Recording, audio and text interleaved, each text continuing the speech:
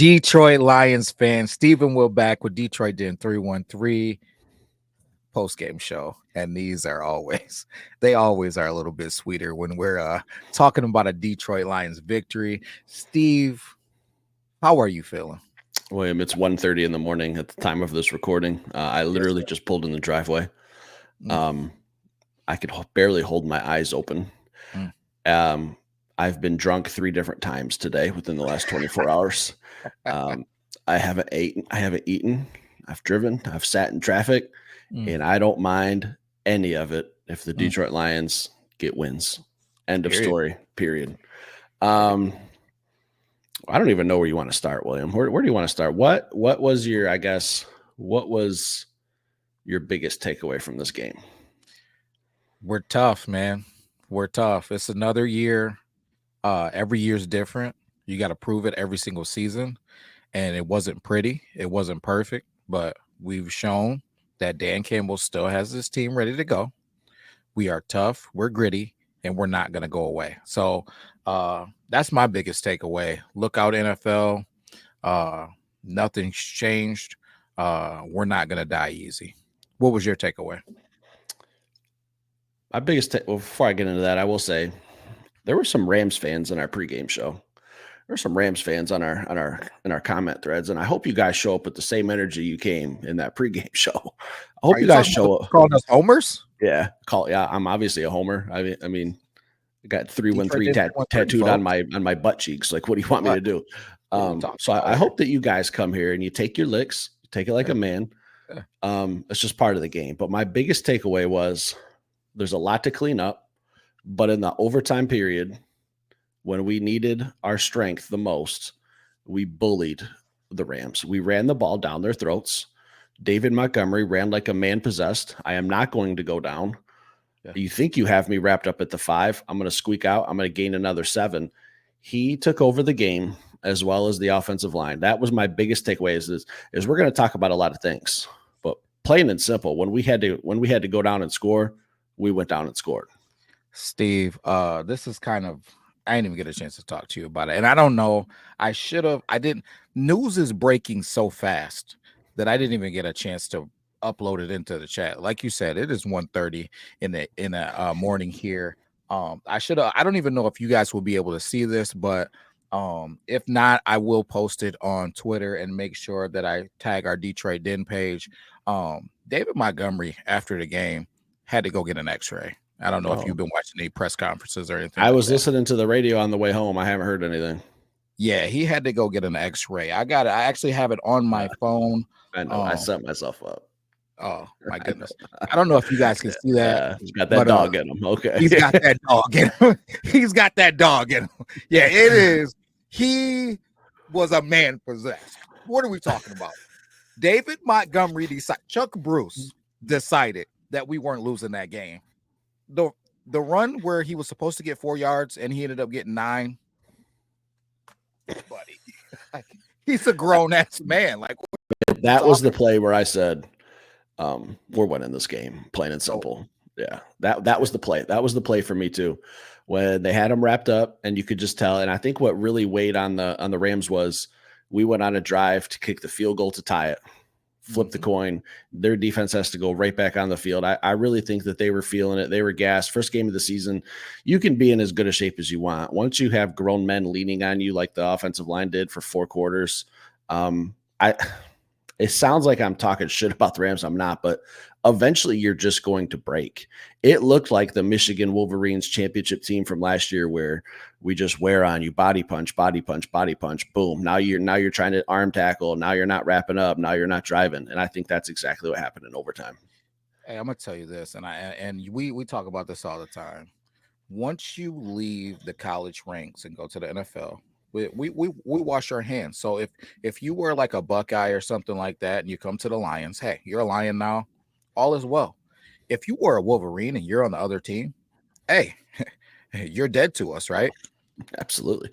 David Montgomery showed what it's like to be the dad doing daddy things, where the little toddler, the little boy is over on the other sideline looking like, hey, one day I hope that I can go do what daddy's doing, because daddy was being a man. And Blake was over there. I don't know if he was holding Kyron's jockstrap or washing that out for him or what he was doing. I didn't see much of him. I seen him on kickoff, but that was about it. So yeah. So now that we know the result of the game, mm-hmm. I got some issues. I got some issues with some things. Can you coach up your boy Brian Branch on his hands and catching some interceptions for me, please? Like, what are we doing here? What are we doing? And I'm going to let it slide because we scored a touchdown on the next drive. Yeah. But Brian Branch, I got to come a lot easier. They're not going to come a lot easier. I have answers for this. I was prepared. I knew it was coming. The guy can't be my favorite Lion, and I can't not be ready for this abuse. So I'm ready. Listen, the guy was in a boot 15 minutes ago. The guy had to take the boot off to play in the game. What are we talking about? He missed a few tackles. He struggled a little bit early, right? But then he settled in and he played like a dog. It's going to take him a week or two to get his legs under him, and obviously his hands under him, but he'll be BB here in a couple of weeks. So there was a little bit of growing pains there because there's a little bit of rust on him, but we'll get it figured out. No worries. BB, I stand with you. You'll be just fine. Catch it in the diamond, son. Gotta catch it in the diamond. We'll work on it. But yeah, I'm going to let it slide because Jameson Williams had himself a day, and he scored that 52-yard touchdown, I think it was, on the next drive. So let's have a conversation about Jameson Williams, and this is my guy. I've been waiting for a year and a half for a game like this where he had a career high for his career. Let me pull up I don't have the box score handy. Oh, you don't need to have it. It's 5 for 121, 13 yards rushing, and a tutty, and one long pass that he should have been. If it would have came out on time, it would have been another long tutty. So a little overthrown, a little overthrown, right? But I thought Jared missed the window because he held on to it.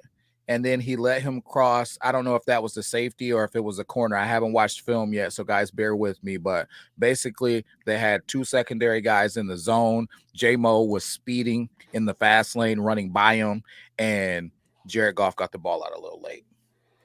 I've seen some people on Twitter who weren't very happy with it. First and foremost, it's week 1. Okay, it is week 1 of the NFL.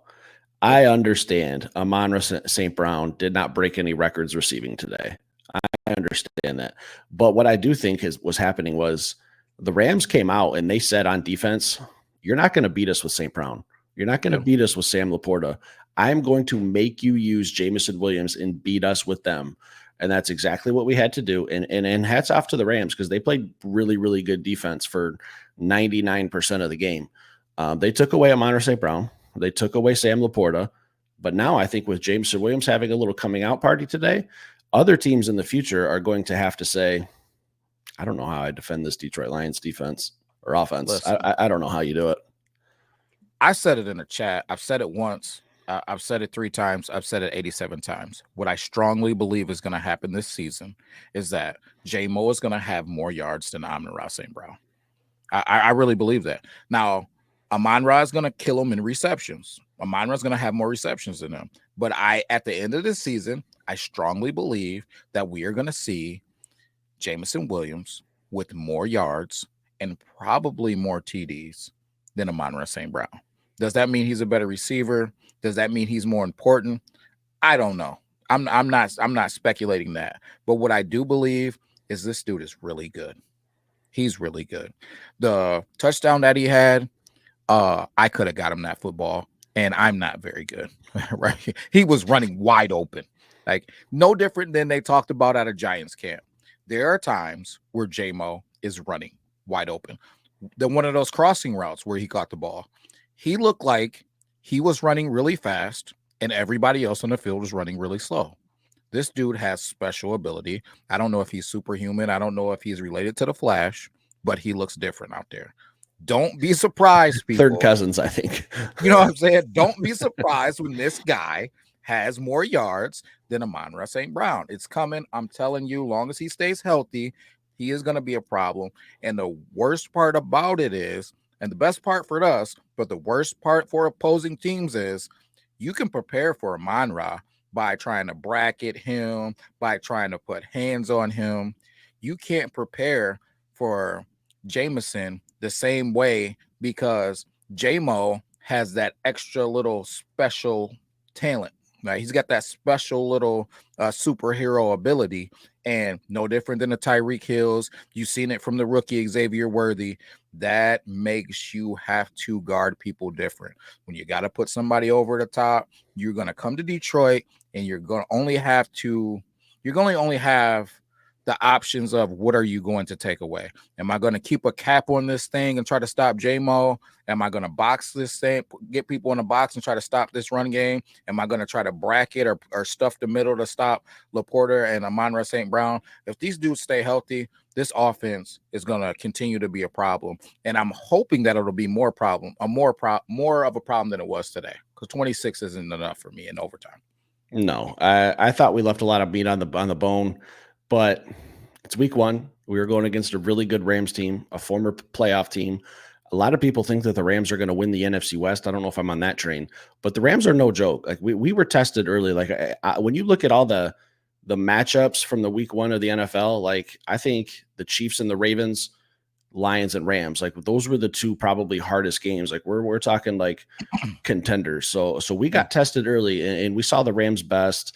Stafford had a decent game. I know he threw for 300 yards, and Cooper Kupp had like 500 receptions somehow. And we'll talk about the defense in a second, but I think you're right, man. If this offense just kind of starts gelling and meshing and gets a little bit more experience together, and I know that this is an offense that the core has been together for a while, but it's kind of like it's a new season, so it's going to take a minute or two. But this offense is going to be scary in the future. I'm gonna be honest, man. I feel like a lot of people give AG a hard time, and I'm pissed about this offense because it's not a new. Our quarterback's the same. Sam Laporta is the same, or he should be a year better, actually. Jahmyr Gibbs should be a year better. David Montgomery should be have a year of opportunity under his belt to get a stronger understanding of the offense. Like J-Mo's a healthier version and a better version of himself. Amon-Ra is Amon-Ra. This offensive line is pretty much the same offensive line, but better with Zeitler. Like there is no reason why we should not hit the ground running, to me, in my opinion, because we're not bringing in new pieces. The OC is the same. None of this stuff is new. We should be hitting this ground running. We should not be having growing pains. They had all offseason to work together. Jared Goff is flying these guys out to work with them. You still got, I mean, what's new on this offense? Khalif was there.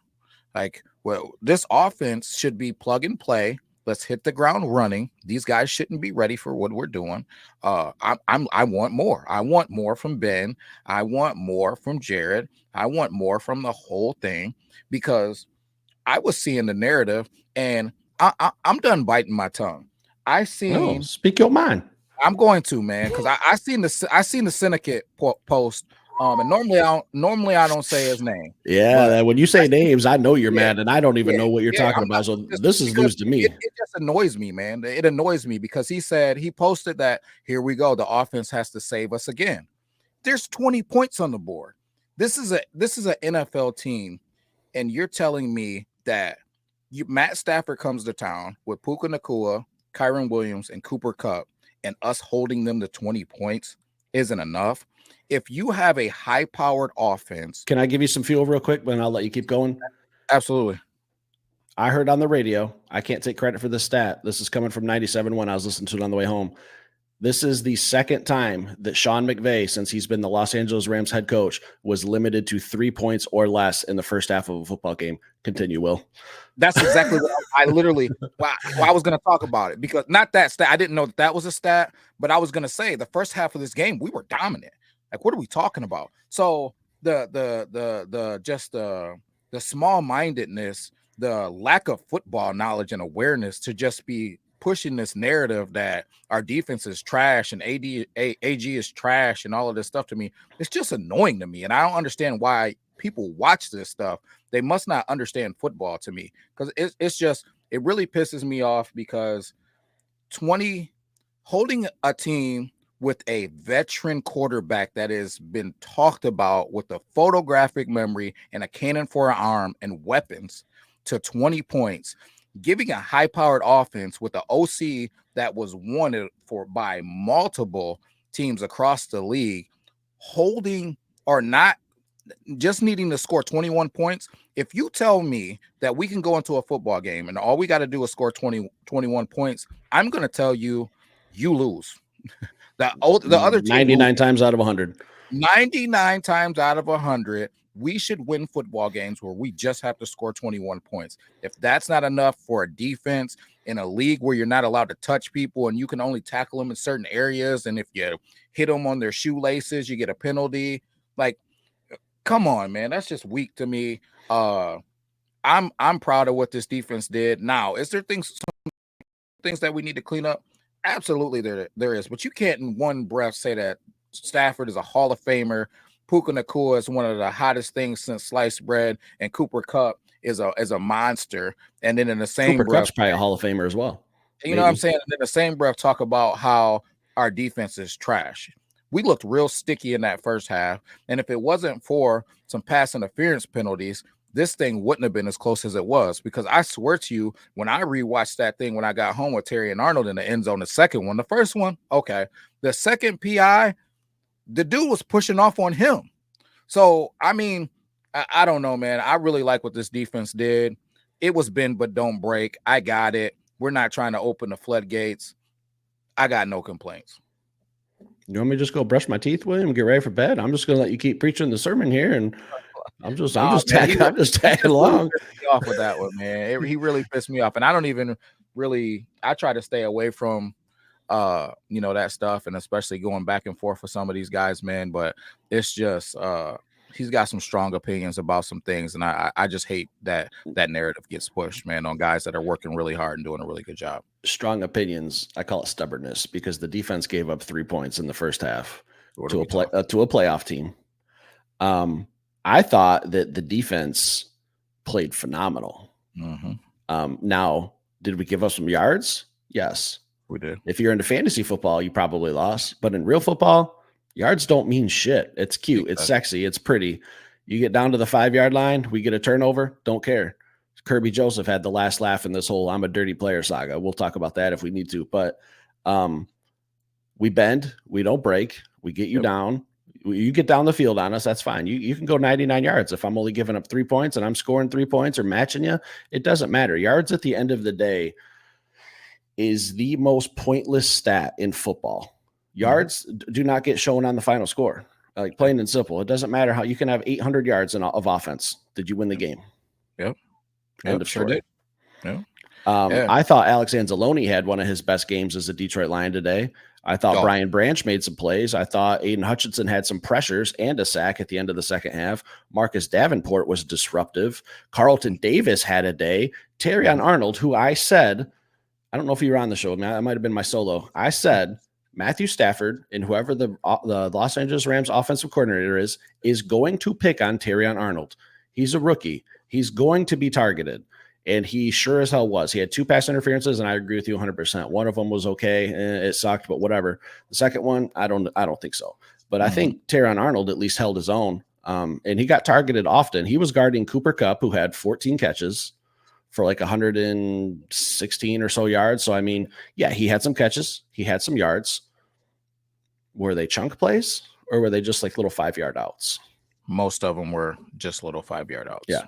And I think this is truly what I believe into my core, is that the Lions rush defense is so good that the Rams knew that they were going to have a hard time running the ball. And those little dink and dunk passes became their quote unquote running game, just to get a little head of the sticks on first down. And it was working. So it's something we'll have to address later on. But like halfway through the third, I was like, all right, they're not even trying to run the ball. They're just trying to get Cooper Kupp 3 yards off the line of scrimmage, and they're just trying to dump it to him. Yeah, I definitely agree with that, man. And I do want to say defensively related. What I texted you before the game started, Levi looks like a grown man. Like Onwuzurike, oh my goodness, man. Had a sack today too. He had a sack, and he was disruptive, and he looks like he looks. I remember exactly what he looked like when he came in as a rookie. I'm not gonna sit up here and tell you that I remember what he looks like, or he looked like last season, the season before, when it was like the ghost of him. He would appear here and there, and he wouldn't be here. What he looked like today during pregame, I was like, whoa. Locked in. They talk about Broderick Martin and Aleem McNeil making body transformations. This dude looked different. He looked like a man. And Marcus Davenport is a large human as well. But one thing that I noticed with Marcus Davenport was during pregame, I did not see his ankle wrapped. As the game went on, I saw his ankle wrapped. I'm wondering if this ankle situation, and I didn't see him leave the game. I didn't see him have any issues. He didn't seem like he was limping or anything like that. But I did notice that it got wrapped throughout the game. So it just makes me wonder, is this ankle situation going to be something that lingers throughout the season? Is this like a career thing now that's just going to be bothering him? That's the only worry, because he had some bull rushes that were beastie as well. I think even on Levi's sack, he was like also right there on the sack. So I'm excited for this D-line, man, when DJ Reader gets into the mix of it too.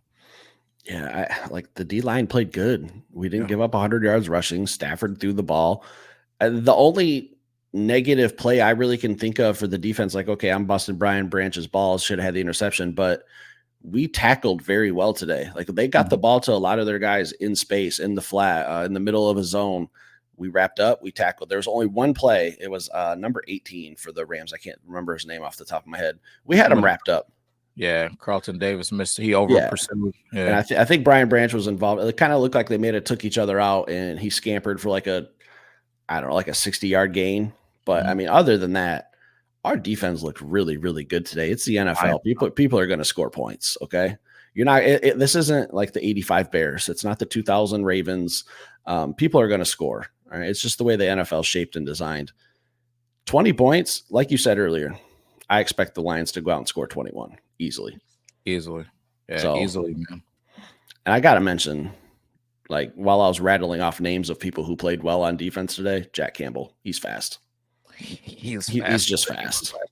Whatever workout that he was doing in the garage that I saw some videos of, because I was like, man, this is a guy that's a millionaire. Like, what we working out in a garage? Jack, I apologize for questioning what you do, because whatever you're doing in that garage, I don't know, lifting stones or whatever it was. Bales of hay, what are you doing in there? Keep doing it, because you were balling out there. You were playing physical, you were playing fast. I felt like everybody was flying around. Terrion Arnold surprised me with the way that he plays physical and tackles. I thought that to me, as I was watching him and Carlton Davis, I felt like Terrion Arnold to me looked more technical. Haven't watched the film yet, but just watching live, he just looked a little bit more technical, a little bit faster and more reactive and more explosive. So that excited me a lot. I just feel like we talked about it this offseason, and both of us said, do not let Terrion Arnold be a lockdown corner. Don't let it happen. And I think that it happened. And because he obviously he wasn't locked down today, but he was lockdown-ish. You could see his skill.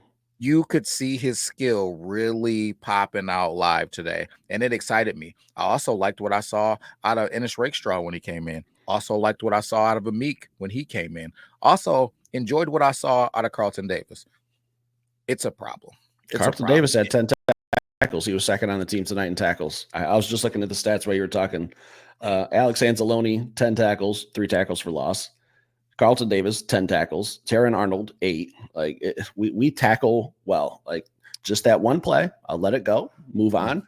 But other than that, like, this defense looks pretty damn good. I can't even say that, oh, the offense has to come bail us out again. I think it's the opposite today. Like, this defense, 3 points in the first half.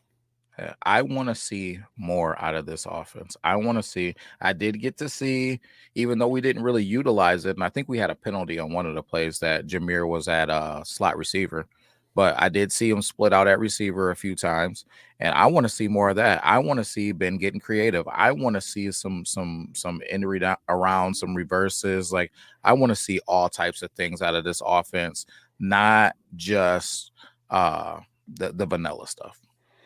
Spot on. Yeah. End of the day, William, we got to win. Might not have been the sexiest win in the world, but a win is a win. That's the old saying. You got anything else? I do. Did you get the people a bobblehead? I do have an extra. My wife is a sneaky little snake, and she has a way of getting back into these lines and getting more bobbleheads. And if your child did not receive one, I guess they just have to be more efficient because we got more. So maybe we give it away. Maybe we do a bobblehead. I don't know. Maybe we do 2. I don't know. We got a Brian Branch. Yeah, we got a Brian Branch jersey that we gotta take care of this week. Sam Laporta jersey I'm doing on Tuesday. I don't know. Guys, it's gonna be a big week for Detroit Den 313. I'd make sure you're liking, subscribing, sharing, doing all of the things. And we will be back later with another show. Peace.